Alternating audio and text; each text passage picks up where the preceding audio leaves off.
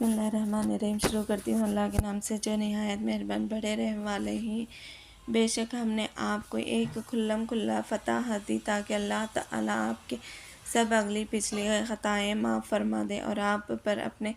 احسانات کی تکمیل کر دے اور آپ کو سیدھے راستے پر لے چلے، اور اللہ آپ کو ایسی غلبت دے جس سے عزت ہی عزت ہو۔ وہ خدا ایسا ہے جس نے مسلمانوں کے دلوں میں تحمل پیدا کیا ہے تاکہ ان کے پہلے ایمان کے ساتھ ان کے ایمان اور زیادہ ہو، اور آسمانوں زمینوں کو سب لشکر اللہ ہی کا ہے، اور اللہ تعالیٰ مسلطوں کا بڑا جاننے والا بڑی حکمت والا ہے، تاکہ اللہ تعالیٰ مسلمانوں مردوں اور مسلمانوں عورتوں کو ایسی بہشت میں داخل کرے جن کے نیچے نہریں جاری ہوں گی، جن میں ہمیشہ کو رہیں گے، اور تاکہ ان کے گناہ دور کر دے، اور یہ اللہ کے نزدیک بڑی کامیابی ہے، اور تاکہ اللہ تعالیٰ منافقین مردوں اور منافقین عورتوں کو اور مشرک مردوں اور مشرک عورتوں کو عذاب دے جو کہ اللہ کے ساتھ برے گمان رکھتے ہیں، ان پر برا وقت پڑنے والا ہے، اور آخرت میں اللہ تعالیٰ ان پر غضبناک ہوگا اور ان کو رحمت سے دور کر دے گا، اور ان کے لیے اس نے دوزخ تیار کر رکھی ہے اور وہ بہت ہی برا ٹھکانہ ہے، اور آسمانوں زمینوں کا سب لشکر اللہ ہی کا ہے، اور اللہ تعالیٰ زبردست حکمت والا ہے۔ ہم نے آپ کو گواہی دینے والے اور بشارت دینے والے اور ڈرانے والے کر کے بھیجا ہے تاکہ تم لوگ اللہ پر اور اس کے رسول پر ایمان لاؤ اور اس کی مدد کرو اور اس کی تعظیم کرو، اور صبح شام اس کی تسبیح میں لگے رہو۔ جو لوگ آپ سے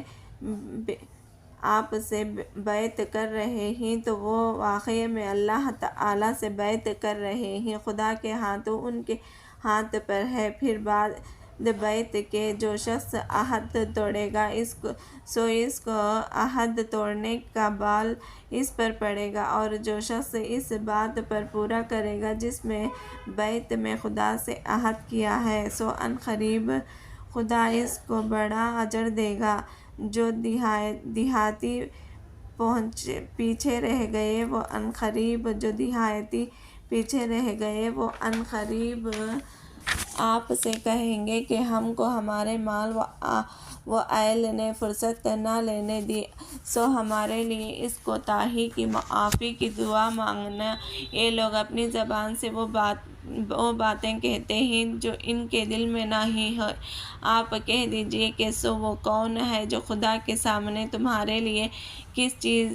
کسی چیز کا کچھ بھی اختیار رکھتا ہو؟ اگر اللہ تعالیٰ تم کو کوئی نقصان یا کوئی نفع پہنچانا چاہے، بلکہ اللہ تعالیٰ تمہارے سب اعمال پر مطلع ہے، بلکہ تم نے یوں سمجھا کہ رسول اللہ صلی اللہ علیہ وسلم اور ہماری ہی مومن اپنے گھر والوں میں کبھی لوٹ کر نہ آئیں گے، اور یہ بات تمہارے دلوں میں اچھا بھی معلوم ہوئی تھی، اور تم نے برے کا گمان کیے اور تم برباد ہونے والے لوگ ہو گئے۔ اور جو شخص اللہ پر اور اس کے رسول صلی اللہ علیہ وسلم پر ایمان نہ لائیں گے، سو ہم نے کافروں کے لیے دوزخ تیار کر رکھی ہے، اور تمام آسمانوں زمینوں کی سلطنت اللہ ہی کی ہے، وہ جس کو چاہے بخش دے اور جس کو چاہے سزا دے، اور اللہ تعالیٰ بڑے غفور رحیم ہے۔ جو لوگ پیچھے رہ گئے تھے وہ ان قریب جب تم خیبر کی غنیمتیں لینے چلو گے کہیں گے کہ ہم کو بھی اجازت دو کہ ہم تمہارے ساتھ چلیں۔ وہ لوگ یوں چاہتے ہیں کہ خدا کے حکم کو بدل ڈالیں۔ آپ کہہ دیجئے کہ تم ہرگز ہمارے ساتھ نہیں چل سکتے، خدا تعالیٰ نے پہلے سے یوں ہی فرما دیا۔ تو وہ لوگ کہیں گے کہ بلکہ تم لوگ ہم سے حسد کرتے ہو، بلکہ خود لوگ بہت کم بات سمجھتے ہیں۔ آپ ان پیچھے رہنے والے دیہاتیوں سے بھی کہہ دیجئے کہ ان قریب تم لوگ ایسے لوگوں سے لڑنے کی طرف بلائے جاؤ گے جو سخت لڑنے والے ہوں گے کہ یا تو ان سے لڑتے رہو یا وہ مطیعین اسلام ہو جائے۔ سو اگر تم اطاعت کرو گے تو تم کو اللہ تعالیٰ نیک عوض یعنی جنت دے گا، اور اگر تم اس وقت بھی روگردانی کرو گے جیسے اس کی قبل رو گردانی کر چکے ہو تو وہ دردناک عذاب کی سزا دے گا۔ یہ اندھے ہو پر گواہی گناہ ہے، اور نہ لنگڑے پر کوئی گناہ ہے، اور نہ بیماری پر کوئی گناہ ہے، اور جو شخص اللہ اور رسول صلی اللہ علیہ وسلم کا کہنا مانیں گے اس کو ایسی جنتوں میں داخل کرے گا جن کے نیچے نہریں بہتی ہو، اور جو شخص حکم سے روگردانی کرے گا اس کو دردناک عذاب کی سزا دے گا۔ بل تحقیق اللہ تعالیٰ ان مسلمانوں سے خوش ہوا جبکہ یہ لوگ آپ سے رخصت سمرہ کے نیچے بیعت کر رہے تھے، اور ان کے دلوں میں جو کچھ تھا اللہ کو وہ بھی معلوم تھا۔ پس اللہ تعالیٰ نے ان میں اطمینان پیدا کر دیا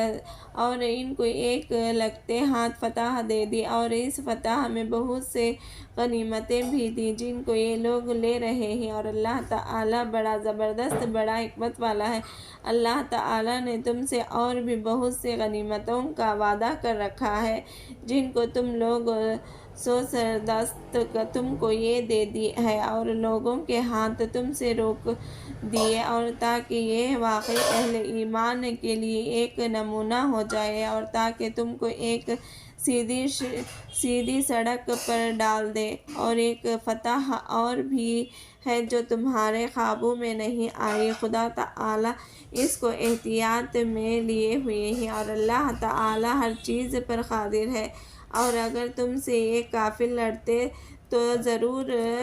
پیٹ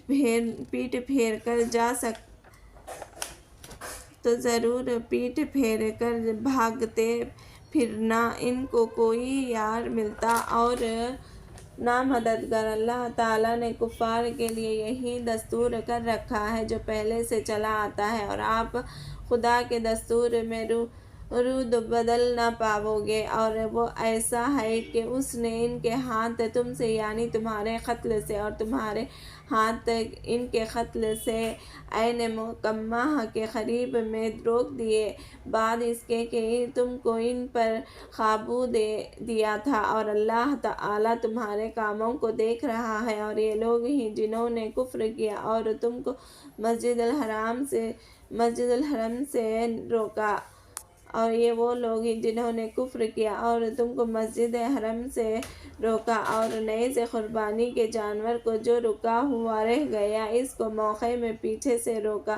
اور اگر مکے میں اس وقت بہت مسلمان مرد اور بہت سے مسلمان عورتوں نہ ہوتے جن کی تم کو خبر بھی نہ تھی، یعنی ان کے پاس جانے کا احتمال نہ ہوتا جس پر ان کی وجہ سے تم کو بھی بے خبر سے ضرر پہنچاتا، تو سب قصہ طے کر دیا جاتا، لیکن ایسے اس لیے نہیں کیا گیا تاکہ اللہ تعالیٰ ان پر رحمت میں جس کو چاہے داخل کر دے۔ اگر یہ ٹل گیا ہو تو ان میں جو کافر تھے ہم ان کو دردناک سزا دیتے، جبکہ ان کافروں نے اپنے دلوں میں آر کو جگہ دی اور آر بھی جاہلیت کی، سو اللہ تعالیٰ نے اپنے رسول صلی اللہ علیہ وسلم اور مومنین کو اپنی طرف سے تحمل عطا کیا، اور اللہ تعالیٰ نے مسلمانوں کو تخفی کے بات پر جمائے رکھا، اور وہ اس کے زیادہ مستحق ہیں اور وہ اس کے اہل ہیں، اور اللہ تعالیٰ ہر چیز کو خوب جانتا ہے۔ بے شک اللہ تعالیٰ نے اپنے رسول صلی اللہ علیہ وسلم کو سچا خواب دکھلایا جو مطابق واقعے کے ہیں کہ تم لوگ مسجد حرم یعنی مکے میں انشاءاللہ ضرور جاؤ گے، امن و ایمان کے ساتھ، کہ تم میں کوئی سر منڈاتا ہوگا اور کوئی بال کتراتا ہوگا، تم کو کسی طرح کا اندیشہ نہ ہوگا، سو اللہ تعالیٰ کو وہ باتیں معلوم تھی جو تم کو معلوم نہیں، پھر اس سے پہلے ایک فتح دے دی۔ وہ اللہ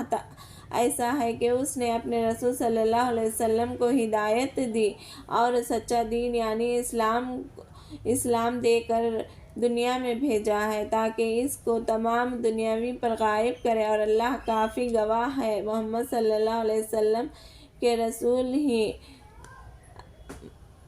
اور اللہ تعالیٰ کافی گواہ ہے محمد صلی اللہ علیہ وسلم اللہ کے رسول ہیں، اور جو لوگ آپ کی صحبت یا فتح میں وہ کافروں کے مقابلے میں تیز ہیں اور آپس میں مہربان ہیں، اے مخاطب تو ان کو دیکھے گا کہ کبھی رکوع کر رہے ہیں کبھی سجدہ کر رہے ہیں۔ اللہ تعالیٰ کے فضل اور ضامندی کے جستجو میں لگے ہیں۔ ان کے آثار بوجھ تاثیر و سجدے کے اور ان کے چہروں پر نمایاں ہیں۔ یہ ان کے اوصاف توریت میں ہیں اور انجیل میں ان کا یہ وصف ہے کہ جیسے کہتی کہ اس نے اپنی سوائیں نکالی، پھر اس نے اس کو قوی کیا، پھر وہ اور موٹی ہوئی، پھر اپنے تنے پر سیدھی کھڑی ہو گئی کہ کسانوں کو بھی معلوم ہونے لگی تاکہ ان سے کافروں کو جلا دے۔ اللہ تعالیٰ نے ان صحابوں سے جو کہ ایمان لائے ہیں اور نیک کام کر رہے ہیں مغفرت اور اجر عظیم کا وعدہ کر رکھا ہے۔